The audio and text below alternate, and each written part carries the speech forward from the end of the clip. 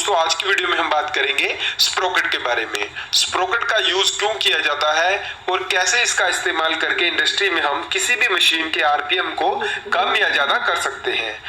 तो चलिए दोस्तों शुरू करते हैं।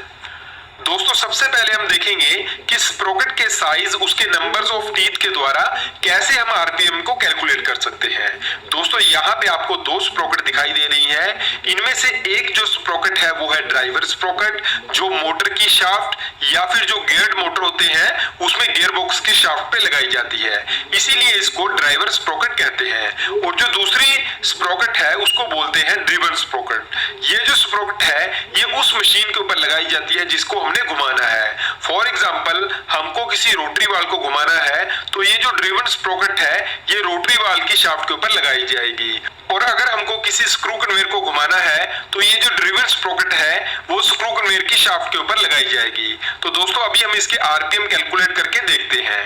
दोस्तों यहाँ पे ये जो ड्राइवर स्प्रोकेट है इसके नंबर्स ऑफ टीथ है 24 और ये जो ड्रिवन स्प्रोकेट है इसके नंबर्स ऑफ टीथ है 48। और ये जो स्मॉल स्प्रोकेट है यानी जो ड्राइवर स्प्रोकेट है ये जिस मोटर की शाफ्ट के ऊपर लगाई गई है उसके आरपीएम है 740। यानी ये जो स्प्रोकेट है जिस शाफ्ट के ऊपर लगाई गई है वो 740 बार घूमती है 1 मिनट में।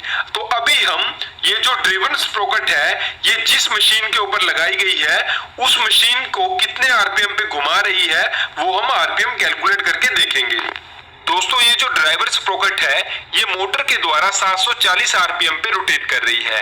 तो हमको करना क्या होता है, मोटर के जितने आरपीएम होते हैं और उस मोटर के ऊपर जो स्प्रोकेट लगाई होती है जिसको हम ड्राइवर स्प्रोकेट बोलते हैं उसके नंबर्स ऑफ टीथ के साथ आरपीएम को मल्टीप्लाई करते हैं। यानी हमको करना क्या है, 740 को मल्टीप्लाई करना है 24 के साथ, ठीक है। और इसको डिवाइड कर देना है हमको ड्रिवन स्प्रोकेट के नंबर्स ऑफ टीथ के साथ।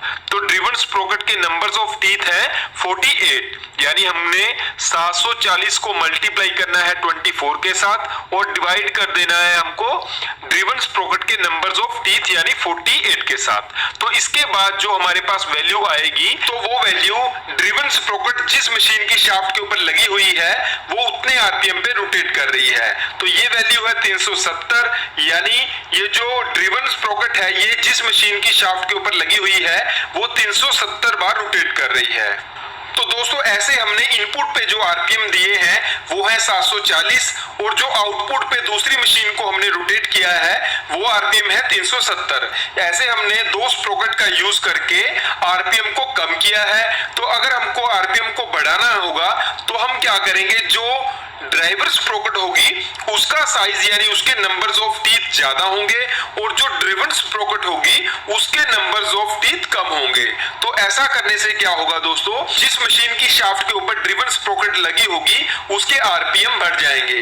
तो ऐसे हम स्प्रोकेट के साइज को कम या ज्यादा करके आरपीएम को भी कम या ज्यादा कर सकते हैं। दोस्तों अभी हम देखेंगे कि स्प्रोकेट का यूज क्यों किया जाता है इंडस्ट्री में। स्प्रोकेट का यूज किया जाता है जहां पे हाई टॉर्क हो, यानी जिस मशीन को घुमाने में ज्यादा टॉर्क लगती हो तो वहां पे बेल्ट की जगह पे स्प्रोकेट का यूज किया जाता है। बेल्ट वहां पे स्लिपेज होने के चांसेस ज्यादा रहते हैं तो इसीलिए वहां पे स्प्रोकेट का यूज किया जाता है। दोस्तों इंडस्ट्री में जितनी भी कन्वेयर होती हैं, चाहे वो स्क्रू कन्वेयर हो, बकेट एलिवेटर हो, रेडलर कन्वेयर हो या फिर रोटरी वाल हो, इन पे आपको स्प्रोकेट चेन देखने को मिलेगी क्योंकि इनको घुमाने में ज्यादा टॉर्क लगती है तो इसीलिए यहाँ पे बेल्ट का यूज नहीं किया जाता। तो